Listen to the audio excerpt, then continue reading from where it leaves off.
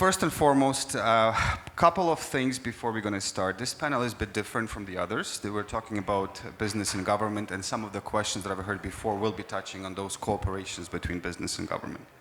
One of the things I want to discuss today and start with is that I think this is the most diverse panel that we had so far, which is quite impressive, and I'm going to thank you for everyone to joining me today.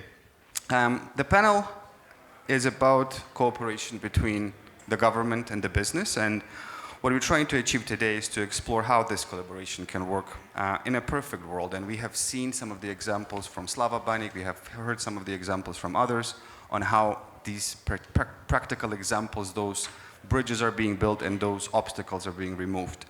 One of the things that I would like to touch today would be a conversation on four key themes, if you will. The themes would touch on areas of governance and sort of partnerships and innovation between the two sectors.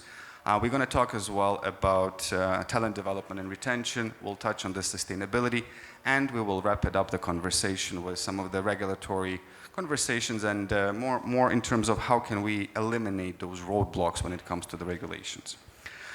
So with this, the first question, and as we all realize right now in this increasing digital world, we are dealing with pretty much everything in digital right now, from driver license to booking a restaurant. Can you give us an example, practical example of your collaboration between the business and the government and some of the innovations that span out of this? We've heard a lot of examples that how sometimes crisis, sometimes the risk is pushing this. And the war, unfortunately, was one of those examples that did push people to think in a different direction, pivot, innovate, test quickly. But from your personal examples, can you give us 3 minutes, each of you can speak about what you have seen in terms of innovation and building this partnership between the business and the government. We will start, Olga, from you. Okay, great, thank you. Thank you everybody who came to this panel. Really happy to see you here. I'm Olga Skaidan. I'm Executive Vice President of Corporate Services from Miratech. I'm representing IT business here, so I mostly will talk from IT point of view. And I would like to start from maybe not so obvious topic here.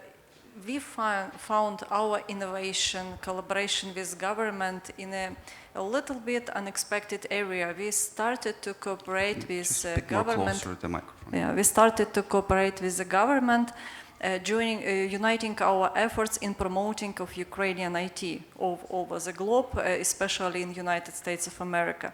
Miratech became one of the founders of Ukrainian House in New York. And that's how we actually innovated. Before, we never was in such collaboration with the government, and in light of the war, we feel the real necessity of promoting Ukrainian IT and Ukraine all over the world. So our innovation was to collaborate with the government and create a special events and places where Ukraine and Ukrainian business can be promoted, heard, listened to, and find a new cooperation, new development. Of course, it's not a secret that the economy must be going, show must go on. In spite of the war, in spite of all challenges, we need to work, and our economy needs to work as well. So that's what we were doing. That's how we collaborated with the government, and that's what we are going to do further. So we'll be supporting all these initiatives. Thank you. Thank you. Over to you. Thank you, Mark. It's, a tricky thing to participate in the last panel of the day and not to repeat everything that's already been told by other speakers. But anyway, I want to focus on the fact that we call ourselves like startup in the government due to the tools we are using in our work. But collaboration with business is a kind of religion, and we do understand that this is like a key thing, if we want to succeed, we need to collaborate with business.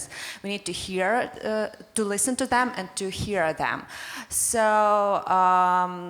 that was like our main principle for us, like when we start our work like 4 years ago, and it's still going.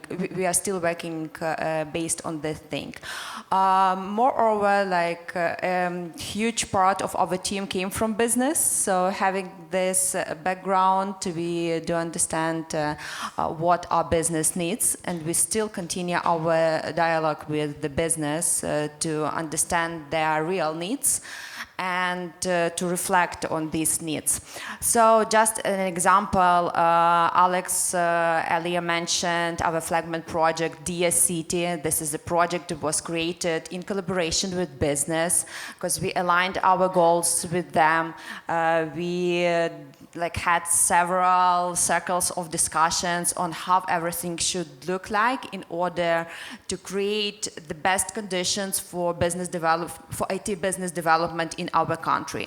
So I guess we'll talk about the city later, so this is just one example. Also, we are in a close collaboration with clusters and IT associations. For example, we have a lot of common projects with Lviv IT cluster.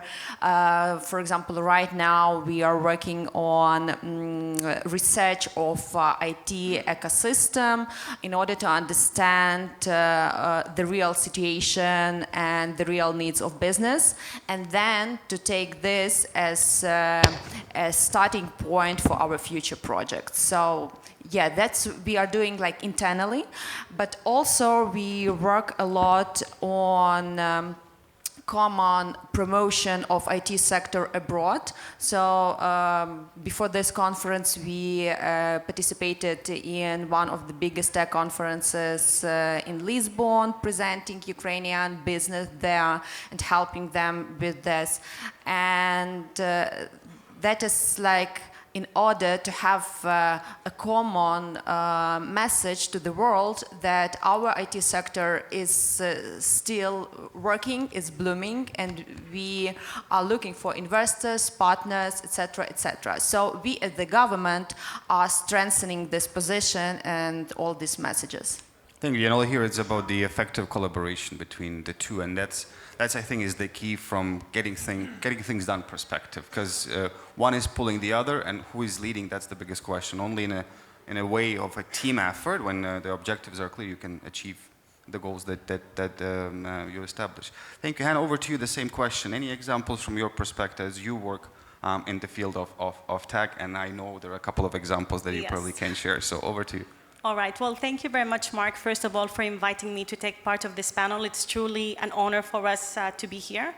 And as you know, I represent Sigma Software Group. I head the operations of the group here in Canada. And Sigma has been collaborating with the Ukrainian government for the past 15 years in many different ways. For instance, we have helped the government with digitalizing of some of the public services. Like, for instance, we have helped to build the data portal of the city of Lviv, which offers the citizens important information about the city of Lviv. And on the IT sector, we have also helped with the creation of a platform under Sigma Software University, which is a university open not only to Sigma employees to profit from university level learning, but also people in general. For instance, we are part of the IT Generation project of Ukraine right now that is offering free access to classes in the IT sector, and Sigma Software University was among the 22 universities that were selected for this. We have also participated in DIA project. I was not involved in this project, so I cannot really speak to what we have done, but I know that my team has used Corizoid in order to automate some of the processes in DIA, in the DIA project. And since the war started, our founders, who are all from Ukraine and most of them from Kharkiv, they truly wanted to help with the efforts against the Russian aggression, and they have started investing a lot in military and defense technology. I believe Slava mentioned Brave One, and I know that Sigma is part of Brave One. And Sigma is actually an ecosystem of different products, of different portfolio companies. So we have VC funds that help invest in Ukrainian startups. We also have Sigma Software Labs that incubate a lot of the Ukrainian startups. And I saw earlier InputSoft on the board, and actually Sigma is, or InputSoft now is part of Sigma Software. So we try to invest and cooperate with the government in many ways. This is on the tech side, but to also prove to the world that the tech talent in Ukraine and the tech industry is still blooming despite the war. We participate in a lot of conferences worldwide. This year alone, we have participated in GITEX Africa, which I was actually involved to discuss about different initiatives for DIA with many of the African countries there who are interested in digitalization of their processes. We have also promoted Sigma Software University, and also our team that is still located in Ukraine and also around the world. So there's many ways I believe that government and tech industry could collaborate together, not just to rebuild Ukraine, but to also help broadcast the Ukrainian talent of the tech industry worldwide. Thank you so much, Hannah. Very insightful. Sviatoslav, from the cluster perspective, and how do you collaborate? How do you work together with the government? Thank you, Mark. So I would say that I'm personally involved in few tracks of cooperation, B2G or G2B tracks of cooperation. As a head of supervisory board of a cluster, we do have a number of projects that we deliver together with the government. It was said about the IT generation project. It was meant to bring more talents into IT field in years when our industry lacked talent. So universities would produce up to between 30 and 40,000 students each year, but the industry would need twice that. So that's where the project came from, and Ministry of Digital Transformation and Viva IT Cluster started doing it. Cluster as a association was meant to be some sort of a mediator for businesses that united and started this initiative and to cooperate, to communicate with governments about the problems, about issues that appear. And as a result, we are able to deliver the voice of IT industry to the government and achieve better results together. It might sound like we are kind of in opposition to the government, but it's not that. Mm-hmm. We tightly communicate and cooperate with the Ministry of Digital Transformation. They are one of the best advocates of IT industry, but that's not always the case because we have a lot of government entities in Ukraine, and it all comes down to taxes, to regulations, and so on. So a lot of issues need to be resolved, and that's one of the missions of the cluster. Another track is education. I would say that IT industry as a human-centric industry needs a lot of talent, and we believe that we as a companies and as a cluster, we can bring more students and more talents into the field by nurturing them from school. As an example, NAX, the company I work for, started together with Amazon Web Services, we started a project of digital literacy for kids in 7th and 8th grade. Mm-hmm. We have now more than 2,500 pupils, that we involved into the project, which is global. So they would work on their own projects, which might, for example, ease the life of people. For example, a scanner that would scan what you have in your fridge, and then you would have your shopping list, as an example. Mm-hmm. And then kids, and especially girls, would have more interest into tech field. And that's another story. And additionally, we as a cluster and we as a company do a lot to support our victory. For example, we not only support government by tangible stuff like equipment, cars, and whatever. We always also share our expertise. Our engineers work on a lot of projects that I would rather not say. Mm-hmm. But that's something that brings changes and helps our country to reach the final goal of victory. Thank you. Thank you. That's fascinating. What I've heard a lot is that the advocacy work as well, which we haven't mentioned, which is very important, is to stand by the certain standards, is to provide a voice of the business to the government. Mas, over to you. BlackBerry has been in business for years, embedded in a lot of governments. Would love to hear your thoughts about that, how effective it can be to work together, business and government. Sure. Thanks, Mark, again. You know, the question of business-government collaboration, particularly in the context of digital transformation, particularly in the context of Ukraine, a country at war, is very interesting personally because, you know, I've spent a lot of my last decade in government and now I'm at BlackBerry. So sort of seeing the two sides of the partnership. BlackBerry, as you know, you probably know it for the company that made smartphones. We don't make smartphones anymore, unfortunately. I know you miss the keyboards. BlackBerry is now an AI cybersecurity company, and we work with governments and high security sort of sectors, including most of the G7 governments and NATO. The observation that I would say I've seen working now at BlackBerry and before with the Canadian government is that in order to really create an environment for a sustainable digital transformation within government and within private sectors, there needs to be a foundation of trust in the collaboration between public and private partnerships. Oftentimes, the single biggest barrier for governments to pursue increased digitization is the security factor. And at BlackBerry, we see it all the time when we work with our client governments and like our company is helping unlock that digital transformation because we provide a lot of the security.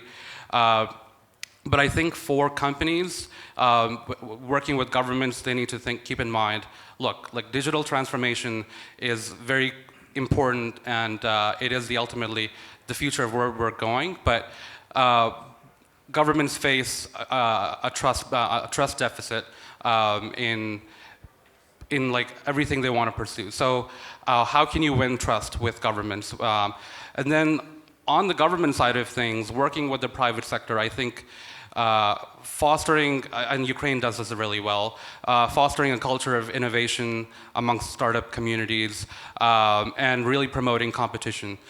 Ukraine does it very well, other countries around the world not so much, but generally that is a high-level observation of mine. Thank you so much, very, very insightful, and we are looking forward to see some of those opportunities come to Ukraine as well shortly, so we'll talk later about this. But let's shift gears a bit into a different conversation and giving the prominence of the Ukrainian rapidly growing sector. And as we all know, things are done by people. Nobody else can do it. There is a certain level of technology that you can do, automate, but still we need people. So if we look at the focus around talent development and retention, we've heard about the immense potential of Ukraine to evolve in the high-tech hub of Europe, of world, if you will.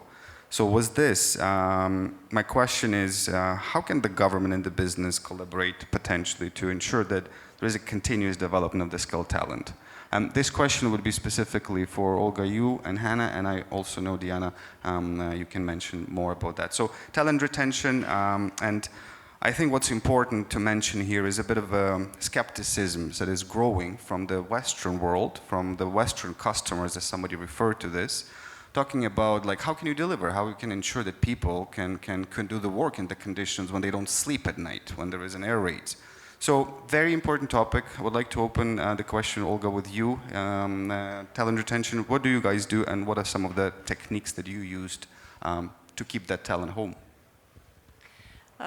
First of all, we have to admit that all of companies who has people in Ukraine right now, and Miratech has around 300 people all over Ukraine right now. So all such companies faced, of course, challenges. When the war started, of course, people started evacuating, and there were like significant challenges.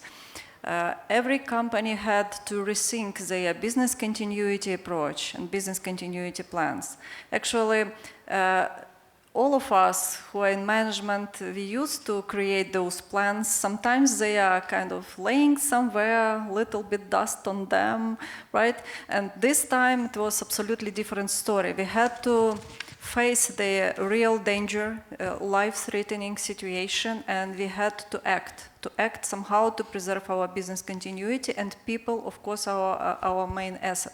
We had to save our people, to make sure that they are okay, that they are safe, and moreover, we had to ensure that services are delivered to our clients, because, as I said before, economy must work, and services must be delivered, and people want to keep their workplaces. They need to support their families. They need to provide for their families. It's also big part of continuity, personal continuity, not just business continuity.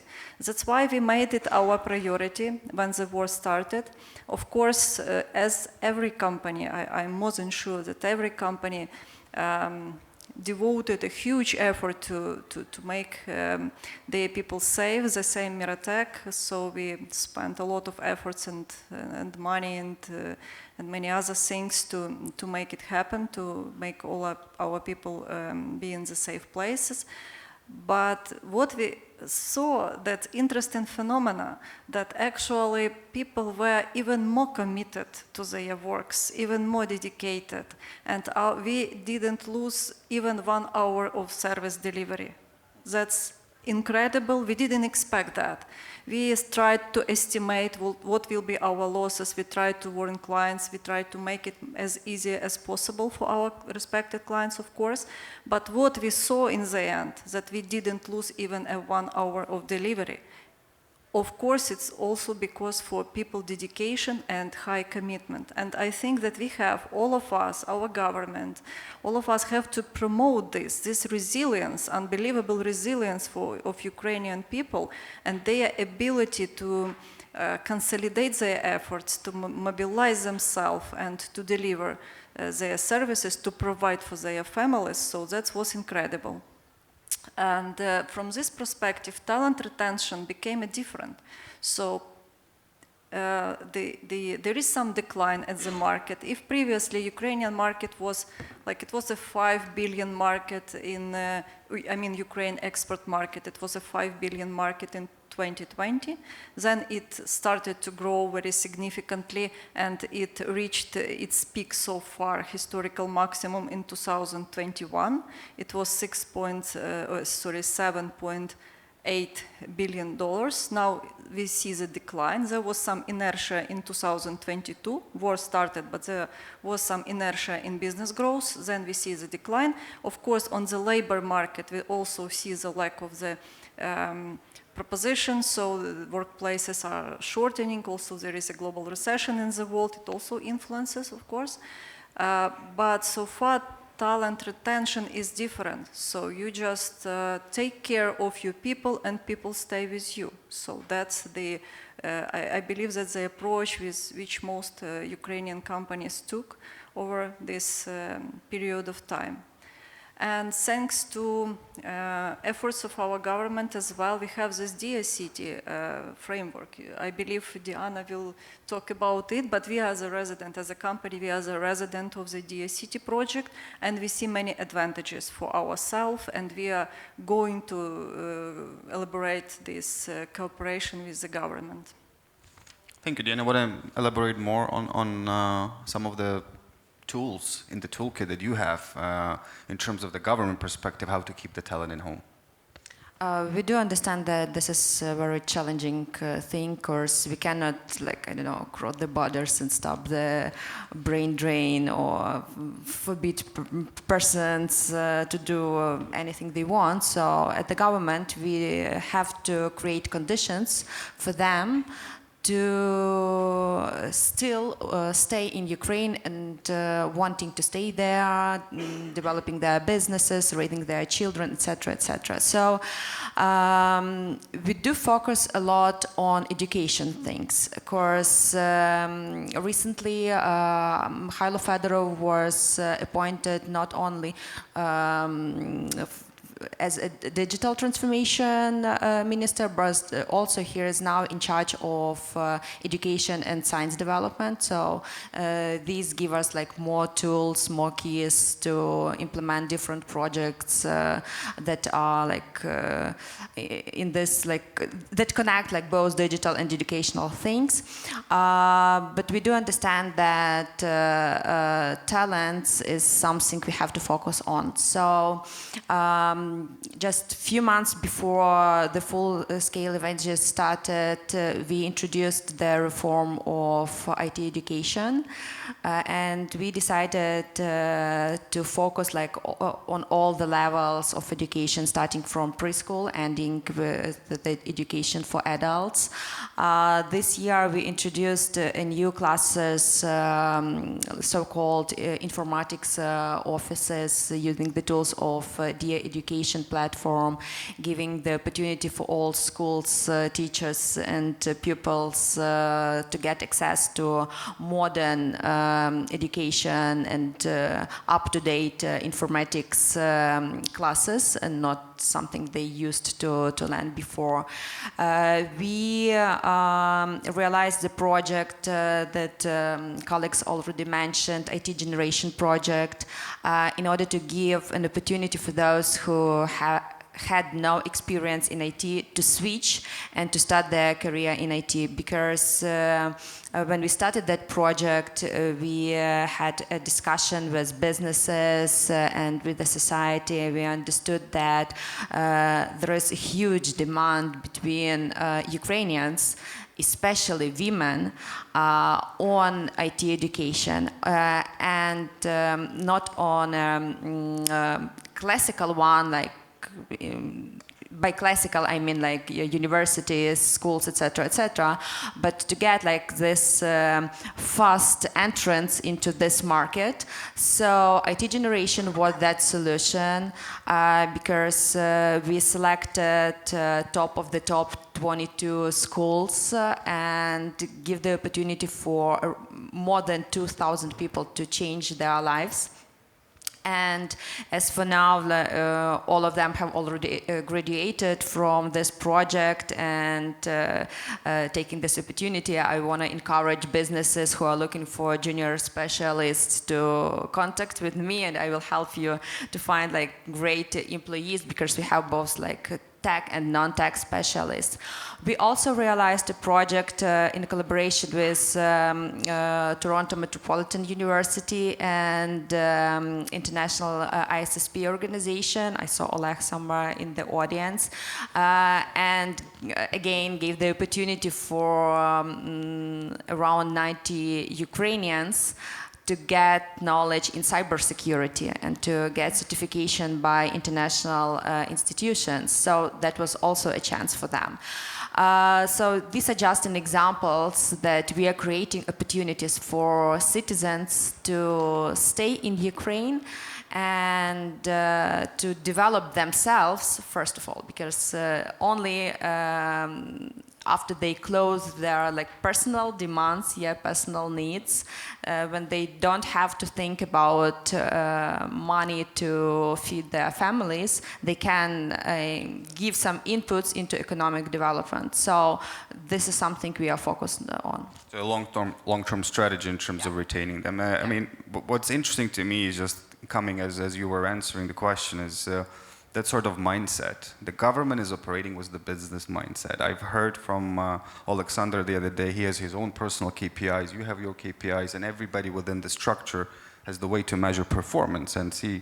It's very unique to hear this and see this in the government sector. Even not all the Canadian government agencies operate that. I can probably tell you that for sure, being here for the last couple of years. With this, Hannah, over to you if you can also elaborate more on the talent retention, and then obviously for others, if you want to drop the line, all yours. And over to you. Sure. So I just want to say, actually, Olga mentioned something that I find very interesting. When she said, you take care of your people and they will stay And this truly resonates with Sigma. When the war started, many of our employees were unfortunately under the bombardments, and our number one priority was their safety. So we organized an evacuation for our employees who were living in Kharkiv, in other places, to go to safer cities in Ukraine with their families, even their pets. And we found them housing. We ensured that, because when you leave a war, you cannot really pack your clothes. You just leave, with the clothes you're wearing, and you grab your family and you run. So we ensure that once they were moved to safer cities, that they have all the necessities for them to continue living and to continue their livelihood. And we were surprised by the amount of support that we also got from our clients. When the war started, I was like, okay, clients are going to start freaking out. But clients were not freaking out. Clients were saying, how can we help you? What can we do to ensure that you're safe, that your employees are safe? So this was the first thing that Sigma did, is to ensure that all employees are actually in safe places with their families. Another thing to retain talent, and the tech industry has been an industry that is plagued by the fact that there is not enough talent in specific sectors of the IT industry. So companies have always been struggling to get talent, but once you get them, to retain them. So at Sigma, our strategy is to take care of our employees, and the way we do that is, first of all, by helping them continue their development. So we offer them classes through Sigma Software Universities. We offer them mentoring. A lot of people come in, they start as juniors, but they have ambition to grow into like a PM manager, PM position, or Scrum Master position, or business analyst. So we offer them all these educational tools through Sigma University, but also through mentorship from senior people within Sigma. Also, we get them the chance to work with very interesting projects. So this is an insight. This is something they're actually always looking for, because Sigma, we work with people, with clients from aviation, construction, automotive. So a person could have an interest in aviation, but they cannot be an engineer and build airplanes, but they could help with the technology that is used in airplanes, and the same for automotive, and so on and so forth. So by always investing in their personal and career development, you prove to your employees that you're invested in them.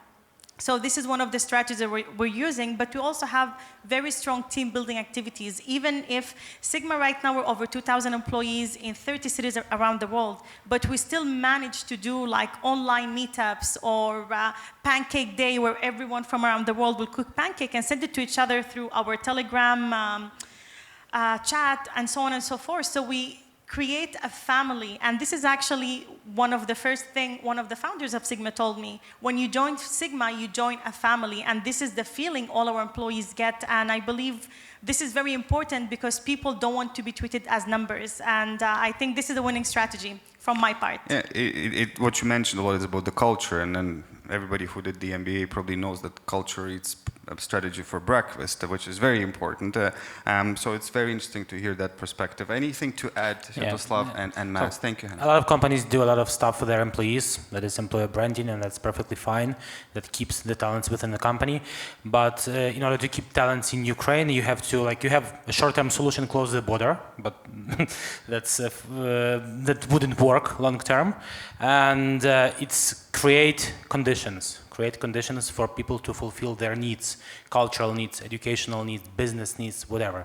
Keep taxes low. You would be surprised, but a lot of engineers would and are returning to Ukraine after living for a year and more abroad because of the taxes and tax system. It's really easy, taxes are low, and that's something that brings people back. And educate more engineers, more business acumen people, because if we are to grow as an industry, we have to have more talents. It's not about only retaining, but about training more and involving more people. That's, for example, there's a large part of lies on the government, because last year we did a research about how would engineers treat different directions of the government involvement.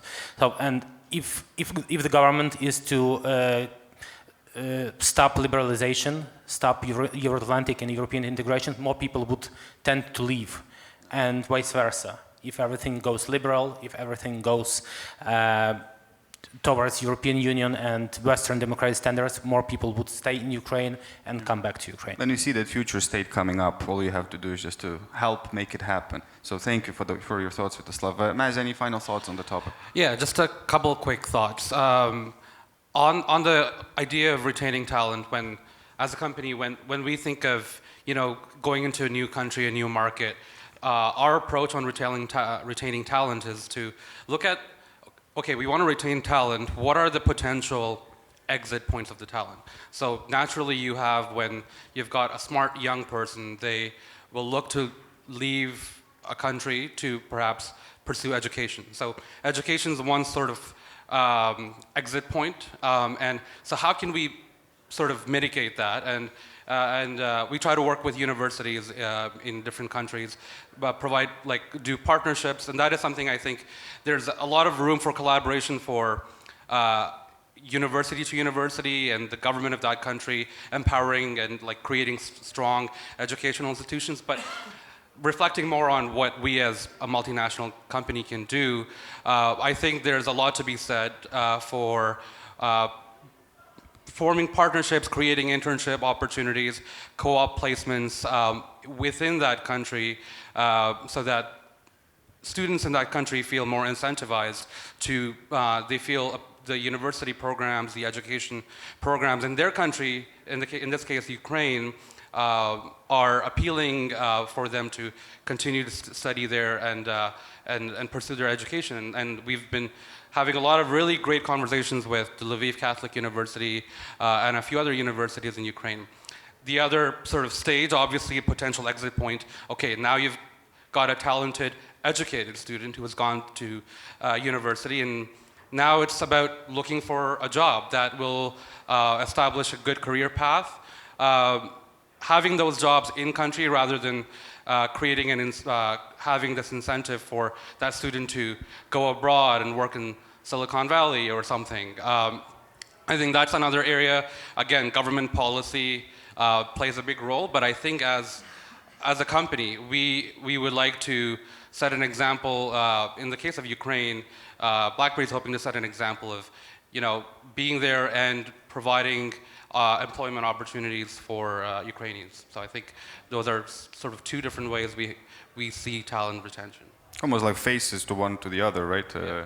So thank you for that, Maz. In the interest of time, we have about 13 minutes left, and I really would like to touch on the regulatory challenges topic, if that's okay. And there is another conversation, if time will allow us to do, we'll talk about the ECG. But when it comes to the regulatory challenges, I would like to understand, and more from your insights and sort of from what you've seen on the ground. Because one thing is to talk about how good that is and how we can streamline the process, how we can speed up decision making at the government level, how we can quickly provide those licenses that sometimes take years in a span of a short time. If you can speak briefly, and maybe this is specifically to Diana, to you, and Svetoslav, also to the Lviv IT cluster, how can collaboration with government bodies use some of the tools of innovation to address those regulatory challenges? So practically, how do you guys make it work? How can other governments learn from becoming more agile, not creating obstacles, but actually eliminating the obstacles and sort of trusting the process in between? Because most of these regulatory things exist to ensure that nothing bad goes through. You have a certain standard.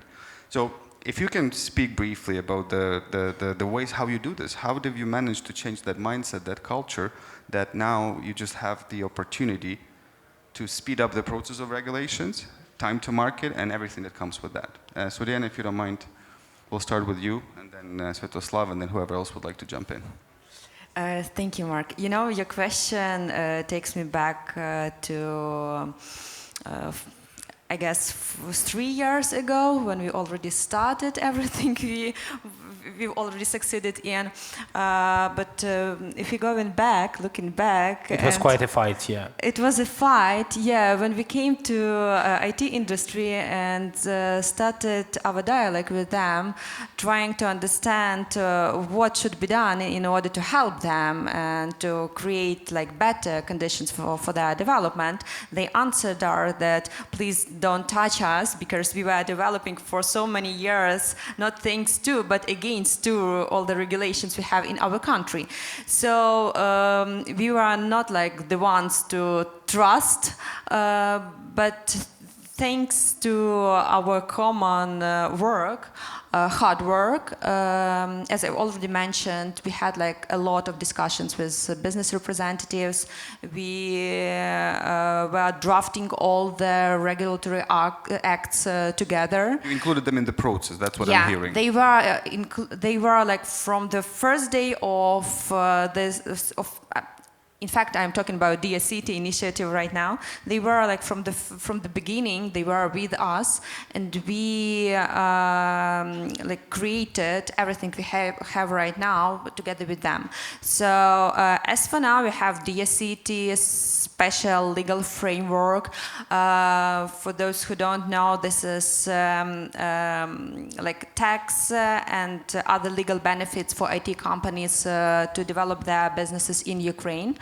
And it's a pleasure for me that 3 of these representatives are already DSCT residents, and we'll talk with BlackBerry also on their on them entering Ukrainian market through DSCT, because DSCT offers IT companies like 5 times lower taxes in comparison with the current situation. Very comfortable conditions for working with IT specialists, not using the traditional labor code, not working with the individual entrepreneurs as our industry used to, but having a gig specialist. This is a kind of mix between like general employee and individual entrepreneur. We've implemented instruments that are well known in the world for investors, but they were not introduced into Ukrainian legislation, such as like convertible loan, options, shareholder agreements, etc., etc. Those things were done again after a long negotiation with businesses and as an answer to their requests and to the needs they had. So we are still continuing like a lot of projects, not only not only DSCT, IT generation and others, and trying to do like sometimes very as they may look, very extreme things. As Slava already mentioned, we have a lot of pilot projects, and even now when we talk about like DIA, having all these documents in our phone and doing other things, they like for those who used to work with traditional governments, these things look like a bit crazy. But we are here to do these crazy and challenging things, and with the support of business, I'm sure that we'll succeed. I've heard from the previous panel as well that somebody made a reference about the citizen being a customer. I think this was Claudia before me, the moderator. And another sort of theme here is emerging, that you made the business as your customer. You engage them in the conversation. You put them on the table. Not a customer, but partner, equal even partner. Even more than that. What I meant by a customer, more like a user, right? You always solve the problem from the user perspective. You always look at how, and multiple different techniques and to understand what the problem is. So thank you for that, because it does sort of presents a very interesting theme where you start to solve problems from where they originated. You don't come up with them as you think that they exist. So maybe Sviatoslav, anything you would like to add to the topic? Yeah, so you know that I worked for the government team for a long time, and then I switched to business. And when I came to IT industry in Ukraine, in the midst of all this DSCD matter, I discovered that not all the businesses understand that the government has a monopoly to implement rules, and not all the government institutions understand that they have to consult businesses before creating those rules, because they might harm more than bring more benefits. But that was not really the case with the SCD. I said it was quite a fight, but technically I wouldn't say we were fighting. We were trying to find common ground and to bring this to another level. Because what IT business wanted or didn't want any interruptions in our working processes. So any changes to tax, to regulatory would bring new challenges, and we were telling them, okay, don't spoil something that is working perfectly fine, right? That's the idea. And thanks to dedication of the DSCT team, nothing was spoiled and something new was created.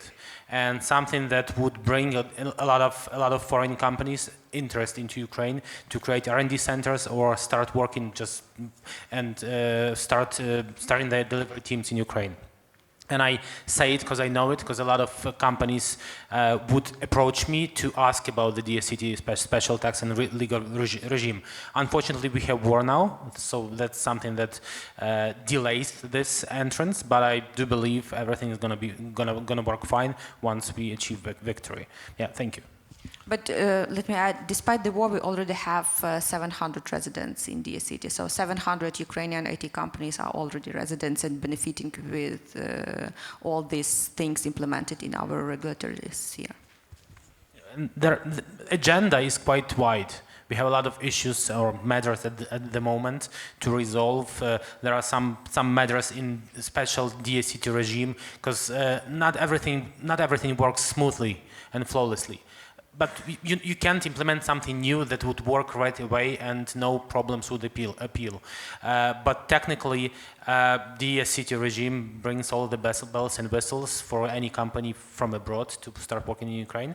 There are regulatory challenges at the moment, taxes, reservation of employees, and etc. But everything we try to resolve in cooperation and communication, and thanks for the great advocates of our industry, talking about Ministry of Digital Transformation, and they are trying to help us find common ground with other stakeholders, like Ministry of Finance, tax authorities, and so on.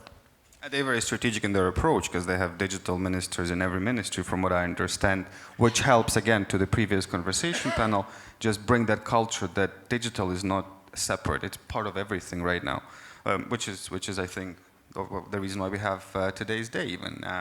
So we have 3 minutes left, and I want to give an opportunity for people to ask questions, if any questions. I think it was quite fruitful discussion from the previous panel. If we don't have questions, and nobody will come to the mics, we will allow all the speakers to give and leave us with some final thoughts. 30 seconds to a minute, please. Final message to the audience. This is the wrap-up of our day. This is the wrap-up of our conference. I think with this, I can say I've learned a lot personally. I hope all of you did, and I hope all of you will use those nuggets of knowledge to push through in your businesses, in your worlds. But I just want to thank you, and before the closing remarks and the panel, I will allow the speakers to leave your thoughts of what you have learned over this day, maybe previous day, and the message to the audience. Olga, we'll start from you. Yes, thank you, Markian. So what I would like to say is that during the war we make some discoveries we would never make before. So we were able to measure the extent of people's dedication and commitment in unbelievable conditions. We see the new breed, I would say, of managers who can manage their teams in between air alerts and bombarding and other situations. So this is a totally new generation of managers, believe me, and we will see them later.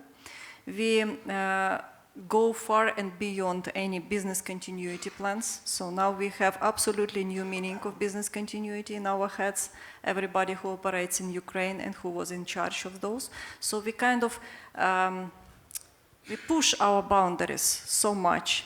And this is a takeaway of all the situations. And here, during these sessions, I was in different sessions and different panels. I saw the unbelievable examples how grain industry finance startups with drones who demining the territories.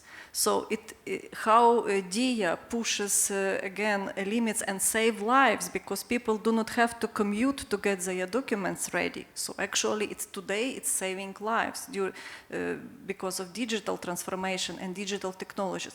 We see drones which changes the situation at the battlefield. Those tiny things, they change the completely situation there.